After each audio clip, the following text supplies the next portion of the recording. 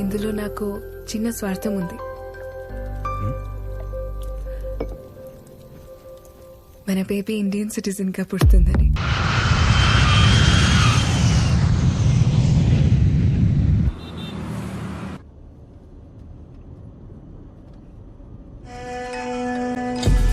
Hello, నేను ఇప్పుడే ఢిల్లీ నుంచి ల్యాండ్ అయినా. దారిలో ఒక చిన్న పని ఉంది. I finish that and be at the party office by 10:50. Okay. So ఏం సంగతులు? మన విశ్వనాథ్ ఇండస్ట్రీస్ ఎలా జరుగుతుంది?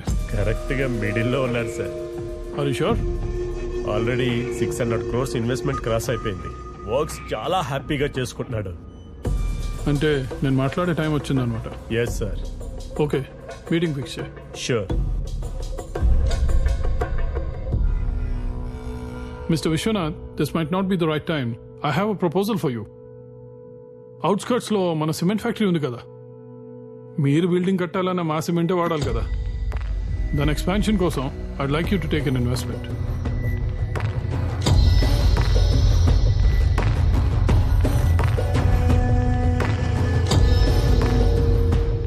We'll create more employment. Huh?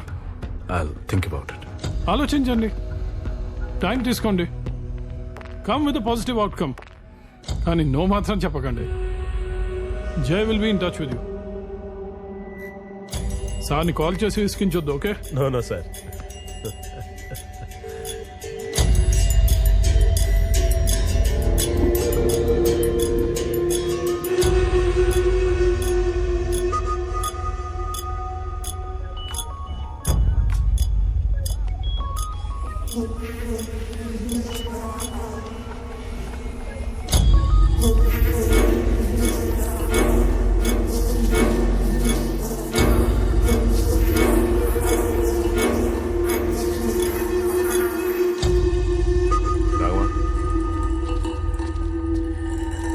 అదే 100 crores ఇన్వెస్ట్మెంట్ గురించి మీరు ఇలా సిమెంట్ ఫ్యాక్టరీ పోషన్ అంటే చూడండి, దాన్ని బట్టి విల్ టేక్ అ కాల్.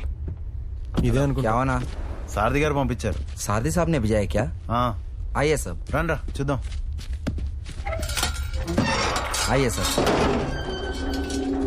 आप आइए बोल के मैं साहब को इन्फॉर्म कर देता हूँ. ఏంట్రా ఇక్కడ ఏం లేదు. పదండ్రా కొంచెం ముందుకెళ్ళి చూద్దాం. साहब फैक्ट्री देखने के लिए वो लोग आए सब. మనం ఏదో రాంగ్ అడ్రస్ కి వచ్చినట్టున్నారా.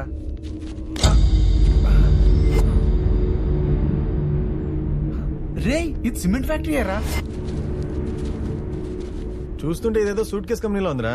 రే వాడు చెప్పింది సిమెంట్ ఫ్యాక్టరీ అని కదరా. రే రే సూట్ కేస్ కంపెనీలు అంటే సూట్ కేసులు హ్యాండ్ బ్యాగులు తయారు చేయరా బాబు. మరి? మన టీవీలో చూపిస్తుంటారు, పేపర్లో రాస్తుంటారు కదా.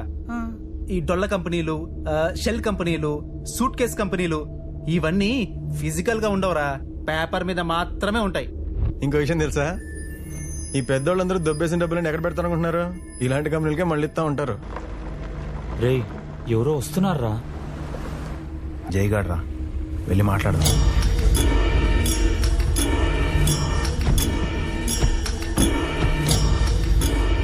$100 crores ఇన్వెస్ట్ చేయమని ఫోన్లు చేసి విసిగిస్తున్నారు. ఈ ఫ్యాక్టరీలోనా? ఫ్యాక్టరీకి ఏమైంది? అంతా ఓకేకా? ఇక్కడ ఫ్యాక్టరీ లేదు కదండి. ఇదేమో ఫస్ట్ యూనిట్, అది సెకండ్ యూనిట్, అదిగో పక్కన చూసావా, అదేమో అడ్మినిస్ట్రేటివ్ బ్లాక్. మీలాంటి వాళ్ళకి 1000 నుంచి 1200 మందికి టెన్షన్ గా ఫస్ట్ తారీఖు జీతం పడిపోద్ది. సారీ, ఇలా అయితే మా వాడు ఇన్వెస్ట్ చేయడు. చెయ్యాలి, ఇన్వెస్ట్ చెయ్యాలి బాస్. అంటే వార్నింగ్ ఇస్తున్నారా? ఇన్వెస్ట్ చేయమంటే వార్నింగ్ అంటాడేంటి? అదే కదా, ఇక్కడ సిస్టమ్ ఇలానే ఉంటుంది. వాళ్ళు అడిగింది చేస్తేనే మీ పనులు ముందుకెళ్తాయి. అది మీ వాడికి అర్థమయ్యేటట్టు చెప్పు. చెప్తా, బాగా అర్థమయ్యేటట్టు చెప్తా.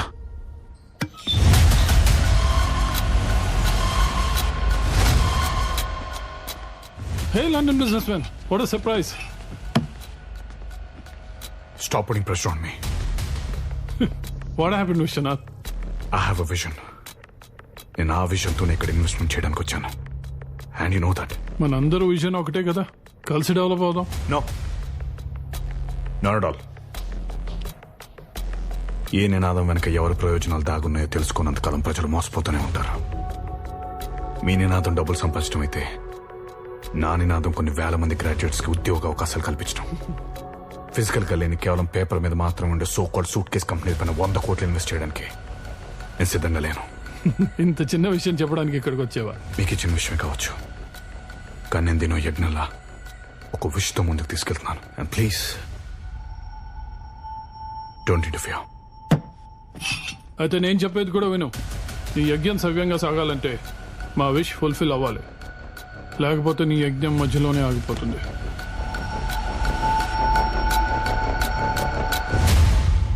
వరుసగా ఈ నోటీసులు ఏంట్రా? ఇది మీకు 4వ నోటీస్. వెంటనే మీ కన్స్ట్రక్షన్స్ అన్ని ఆపేయండి, లేదంటే సీజ్ చేస్తాం.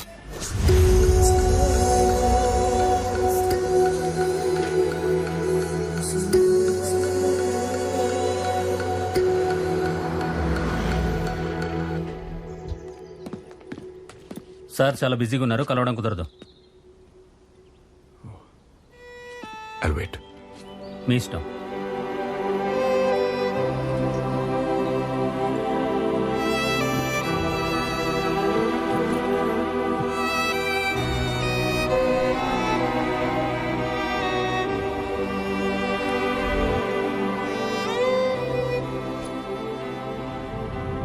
హలో సార్ పిలుస్తున్నారు.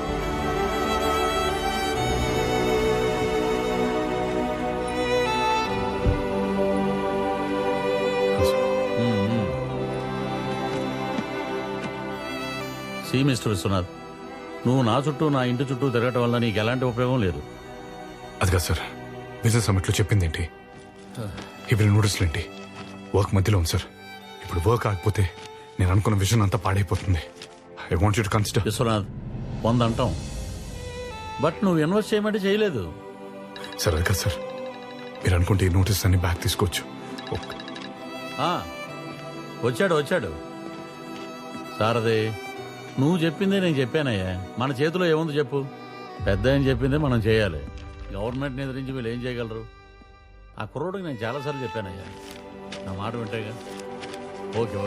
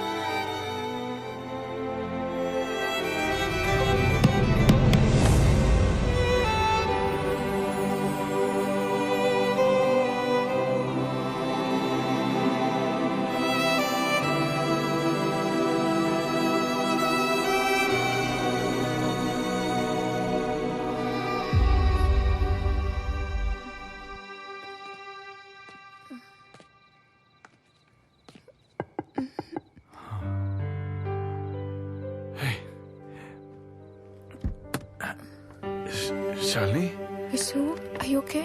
ఏదో కాల్ వస్తే వచ్చాను. నువ్వెందుకు లేచావు? నాకు నిద్ర పట్టట్లేదు.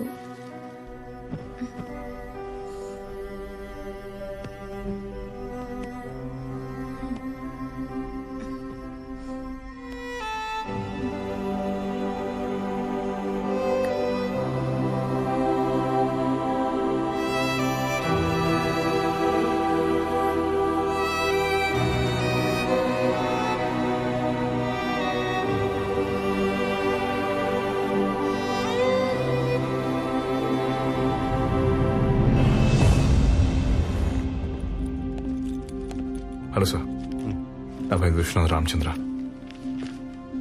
మిమ్మల్ని కలవాలని చాలా ట్రై చేస్తున్నాను. అయ్యో అవునా, ఏం పని మీద వచ్చారు? నేను లండన్ నుంచి వచ్చి ఒక సదుద్దేశంతో ఇక్కడ ఇండస్ట్రీస్ ఫామ్ చేసి ఎంప్లాయ్మెంట్ ఇద్దామని ముందుకెళ్తుంటే మీ కింద కొంతమంది కరప్ట్, మీ కింద పనిచేస్తున్న కొంతమంది వాళ్ళు అడిగింది ఇవ్వలేదని వేరు రీజన్స్తో నా ఇండస్ట్రీని ఆపడానికి ట్రై చేస్తున్నారు sir. These are the various notices I received. In span of 3 months. ఇలా నాలా ఎఫెక్ట్ అయిన చాలా మందితోనే మాట్లాడడం జరిగింది. ఏమండి ఈ ఎంఓఎస్ అన్ని మీరు చూసి యాక్షన్ తీసుకుంటే it will be really helpful. We followed all the guidelines mentioned in the industrial policy in 1991.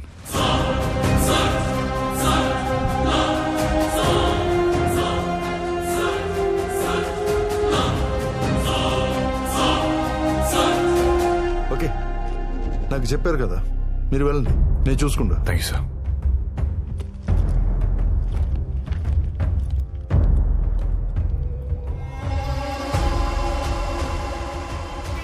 ఒక్కటిని మన ఫేక్ కంపెనీస్ లో ఇన్వెస్ట్ చేయమని అడిగే ముందు వాడి లెవెల్ ఏంటో వాడి కెపాసిటీ ఏంటో తెలుసుకోవద్దా?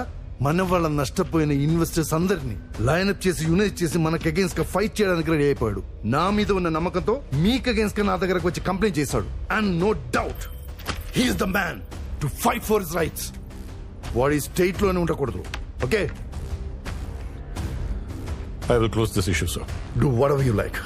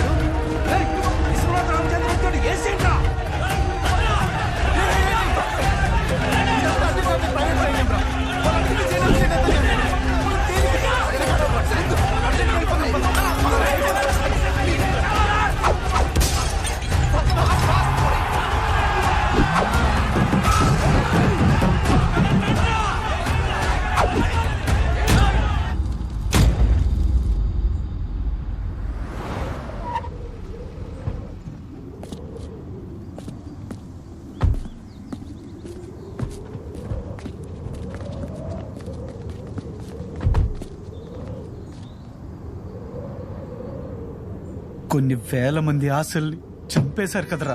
మేము చెప్పాం కదా గాడ్సే, మేము అలవాటు పడిపోయామని. మా బ్రతుకులు ఇంతే. మాకేదో మంచి చేయాలని చెప్పి మధ్యలో నువ్వు ఇరుక్కున్నావురా, అదే ఇంకా బాధగా ఉంది. గాడ్సే, మా గురించి మాలాంటి వాళ్ళ గురించి నీ జీవితం ఎందుకు నాశనం చేసుకుంటావు? మా నుంచి ఒకటి నీలాగా ఎదిగాడని గర్వంగా చెప్పుకుంటావు. అది చాలరా మాకు. వెళ్ళిపో, లండన్ వెళ్ళిపో. నేను నీకోసం మీకోసం మాత్రమే యూకే నుంచి అన్ని మూసుకొని ఇక్కడ రాలేదురా. రీయూనియన్ తిరిగి వెళ్ళిన తర్వాత కనీసం ప్రశాంత్ కూడా నిద్ర కూడా పోలేకపోయాను. కొన్ని లక్షల మంది గ్రాడ్యుయేట్స్ కోసం అనిపించేది. అందుకే నాకున్న లిమిట్స్ లో కొన్ని వేల మందికైనా ఉద్యోగ అవకాశాలు కల్పించాను. లండన్ లో ఆపరేషన్ క్లోజ్ చేసి ఇక్కడ స్టార్ట్ చేశాను రా. కానీ ఇక్కడికి వచ్చాక అర్థమైంది, మనలాంటి ఎన్నో పెద్ద ఇండస్ట్రీస్ సంబంధించిన ఎంఓఎస్ అండ్ జియోస్ కొన్ని పిచ్చి కారణం వల్ల ప్రభుత్వ టేబుల్ మీద ఆగిపోయి ఉన్నాయని.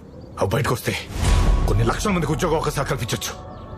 తెద్దాం, అన్ని బయటకు తెద్దాం. అసలు ఏంట్రా వాళ్ళ ధైర్యం? సీఎం అని కలిసి సీతారాం వాళ్ళ ధైర్యమే సీఎం రా. సైకిల్ మీద నూనె డబ్బాలు కట్టుకుని ఊరూరు అమ్ముకునేవాడు.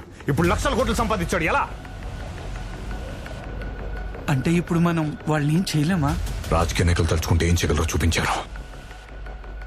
టెక్నాలజీ చదువుకున్న మనలాంటోళ్ళు ఏం చేయగలరో చూపిద్దాం. పథకాల రూపంలో కేంద్రం నుంచి వచ్చిందంతా, అప్పుల రూపంలో ప్రపంచ బ్యాంక్ నుంచి తెచ్చిందంతా, గ్రౌండ్ రియాలిటీలో ఖర్చు పెట్టిందంతా, సూట్ కేసు కంపెనీలు తరలించిందంతా, ప్రతి లెక్క బొక్క పిన్ టు పిన్ బయట తెద్దాం. పదరా.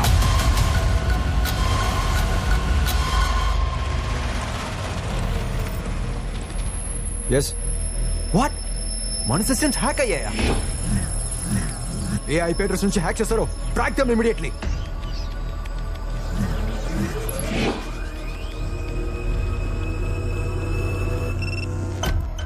మన టోటల్ సిస్టమ్స్ హ్యాక్ అయ్యాయి సార్. డేటా మొత్తం హ్యాకర్ చేతిలో ఉంది. వాళ్ళని ట్రేస్ చేస్తున్నాం సార్. గైస్, హ్యాక్ చేసిన ఐపీ అడ్రస్ ట్రాక్ చేశారా? No sir, we are trying. Come on, track them, track them, track them.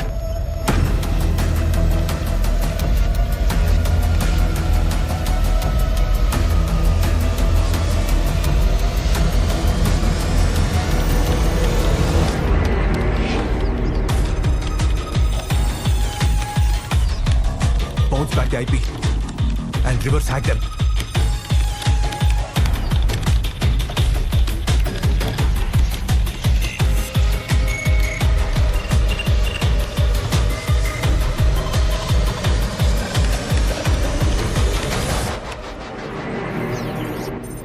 Got an information from intelligence.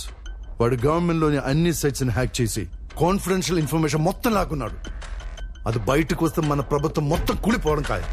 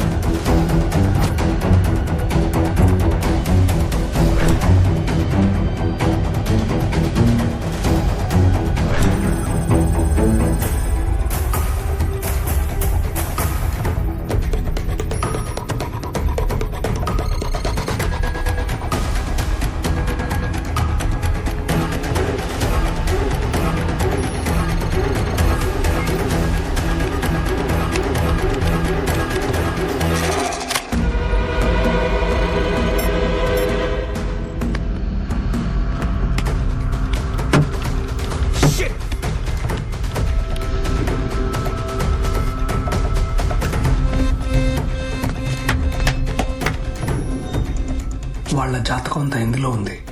దీంతో గవర్నర్ని కలవచ్చు.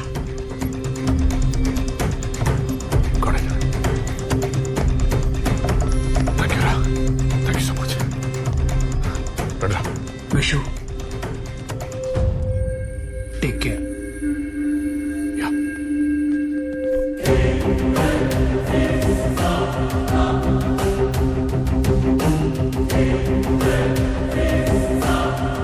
ఇంత సెన్సిటివ్ డేటాతో గవర్నర్ని కలవడానికి వెళ్తున్నాం. ఏమైనా ఉపయోగం ఉంటుందా? ఎవరో ఒకరితో ధర్మాన్ని కాపాడాలి చేయడమే నేచర్ లక్షణం. ఆ ఫెయిత్ ఏమని నడిపిస్తుంది. Faith faith faith faith faith